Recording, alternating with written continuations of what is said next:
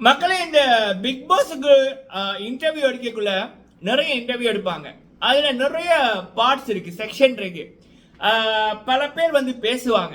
நம்ம வந்து பேசுறத வந்து வேற பல பேர் உள்ளுக்குள்ள இருக்கிற சைக்காலஜிஸ்ட் அப்படின்னு நிறைய பேர் வந்து பார்த்து கொண்டிருப்பாங்க.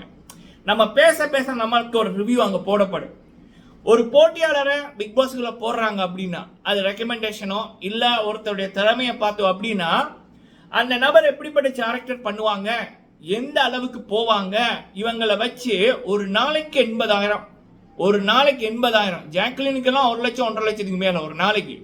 அப்ப போடுற முதலிட எப்படி எடுக்கலாம், இவங்களை எப்படி வச்சு எடுக்கலாம் அப்படின்றதெல்லாம் திங்க் பண்ணி போட்டு தான் போட்டியாளர்களை உள்ளுக்குள்ள அனுப்புவாங்க.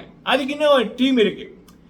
அப்போ ஒரு போட்டியாளரோட கணக்கு எது, இவங்க எப்படி வந்து போகக்கூடிய நபர்கள், இவங்களை எப்படி வந்து காமிக்கலாம், எப்படி வந்து நம்ம அதை வர வைக்கலாம் அப்படி என்பதை எல்லாமே பிளான் பண்ணி போட்டு தான் டே 1ல இருந்து கேம் ஸ்டார்ட். இன்னொரு முக்கியமான விடயம், இப்ப சௌந்தர்யா ஜாக்லின் ஒன்னா இருக்காங்கல்ல, அது எல்லாம் இந்த ஷோ ஆரம்பிக்கும் போதே அவங்களுக்கு தெரியும் இது ஸ்கிரிப்டட் இல்ல, மைண்ட் கேம் பிக் பாஸ்ன்றது. ஸோ யார் யாரோட செட் ஆவாங்க, யார் யாருக்கு செட் ஆகாது அப்படின்ற மாதிரி அந்த போட்டியாளர்களை லிஸ்ட் எடுத்து இன்டர்வியூ வச்சு அதுக்கப்புறம் தான் அவங்க ஒரு கணக்கை போட்டுட்டு உள்ளுக்குள்ள அனுப்புவாங்க. இதுதான் பிக் பாஸ் கேம். ஸோ நேத்து சௌந்தர்யா ஜாக்லினை வச்சு செஞ்சது மக்கள், இந்த ஷோவோட சிஇஓ 99% மக்களுக்கு அவங்கள பிடிக்கல. மக்கள் தேவைப்பட்டது சௌந்தர்யா ஜாக்லின் அருண் வெளியில் அனுப்புங்க, இல்லை அப்படின்னா வச்சு செய்யுங்க, எங்களுடைய கேள்விகளை கேளுங்க. மக்கள் செல்வன் மக்களின் செல்வனாக மக்களின் பிரதிநிதியாக 100% பெஸ்ட்டாக கொடுத்துட்டாரு. சரி, அதுக்கப்புறம் ஏன் வந்து மக்களோட செல்வாக்கு இல்லாதவங்களை ஃபர்ஸ்ட் சேவ் பண்ணாங்கன்னா பிக் பாஸ் டீமுக்கு தெரியும் இது இவங்களுடைய எக்ஸ்ட்ரீம் லெவல் இல்லை, இதை விட கொடூர தன்மைக்கு இவங்க போவாங்க, அந்த தன்மையை கொண்டு வரணும். அப்ப இப்படியே அடிச்சு போட்டு கடைசியில சேவ் பண்ணா அந்த தன்மை கடைசி வரைக்கும் வராது. ஸோ அப்ப அதை கறக்கணும் அப்படின்னா மக்களோட கேள்விக்கு பதில் சொல்லியாச்சு, வச்சு செஞ்சாச்சு. அதே நேரத்தில் மக்கள் பார்த்த இந்த கொடூரம் கூட இவங்களுடைய இது இல்லை, இதை விட கொடூரமான முகம் இருக்கு, அதை கொண்டாடணும்னா மக்கள் செல்வன் ஃபர்ஸ்ட் சேவ் பண்ணணும். அதுதான் நடந்திருக்கு. சரிங்களா? ஒன்று, முத்துக்குமரன் அவர்களை ஏன் கடைசியில் சேவ் பண்ணது சிம்பிள். அது என்ன அப்படின்னா, நேற்று எபிசோட கூட பார்த்துருப்போம், 2 மணிக்கெல்லாம் ஷோ நடந்துச்சு.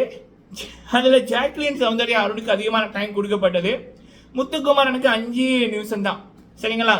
எனக்கு தெரிஞ்ச கம்மியான டைம் கொடுக்கப்பட்டது முத்துக்கு தான் நினைக்கிறேன்.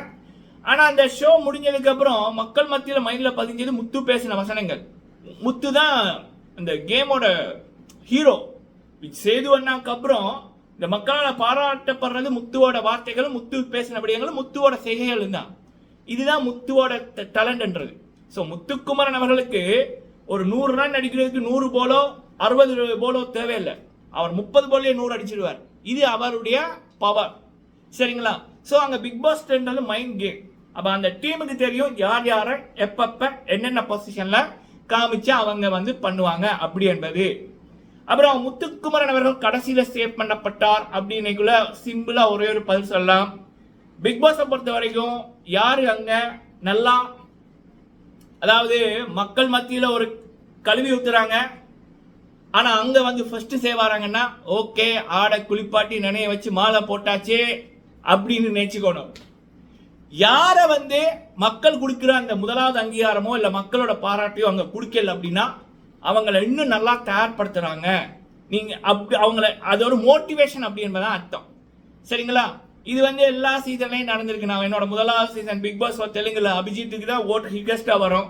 எனக்கு தெரிஞ்சு நாகார்ஜுனா சார் அவர்கள் ஒரே ஒரு தான் அபிஜித் அவர்களை ஃபர்ஸ்ட் சேவ் பண்ணியிருப்பாரு.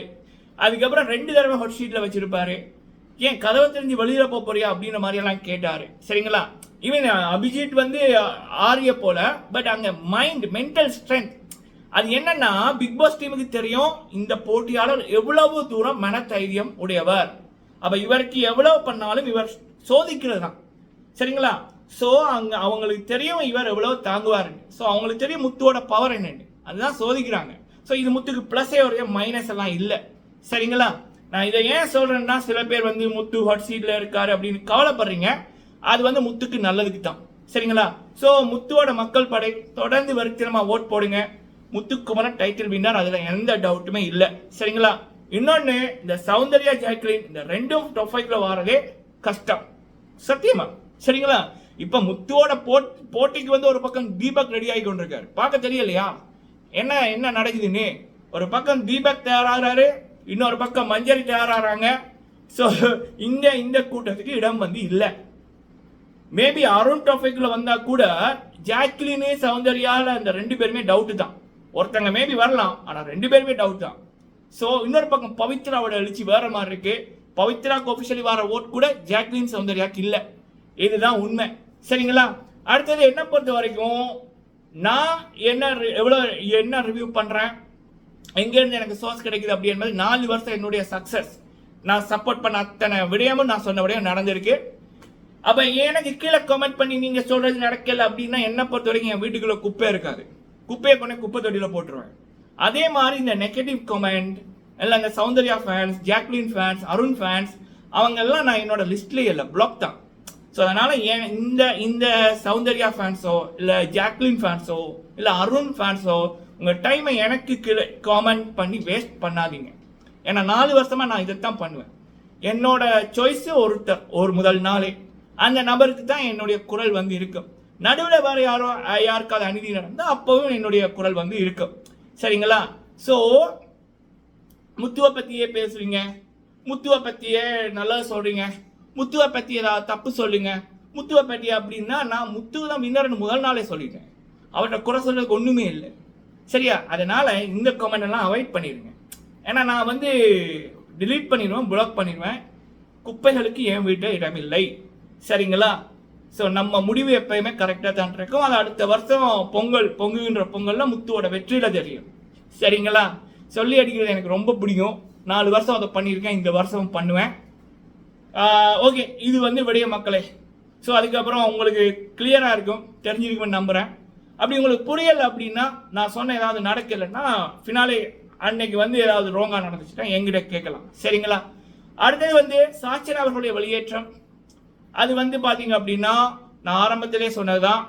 இந்த வாரம் வந்து முத்துக்குமரன், ராணவ், பவித்ரா ஜனனி, மஞ்சள் இந்த 4 பேர் தான் டாப் 4 ஓட்டிங்கில். மீதி எல்லாருக்குமே ஓட் வந்து கம்மி தான். அதில் யாரை வேணுமென்றாலும் தூக்கலாம்னு சொல்லியிருந்தேன். சாச்சனா அவர்களை தூக்கிட்டாங்க. அதுவும் வந்து நான் ஆரம்பத்தில் சொன்னதான்.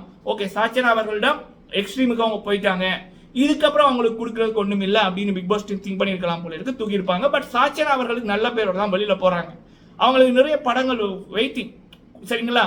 ஸோ சாச்சனாவோட சக்ஸஸ் கூட இந்த சௌந்தர்யா ஜாக்லினுக்கு இல்லை. அவ்வளோதான். வெளியில் வந்தாலும் காணாம தான் போவாங்க. படம் எங்கே கிடைக்க போகுது? கிரியேட்டிவிட்டி இல்லாத எங்கே சான்ஸ் கிடைக்க போகுது? சரிங்களா?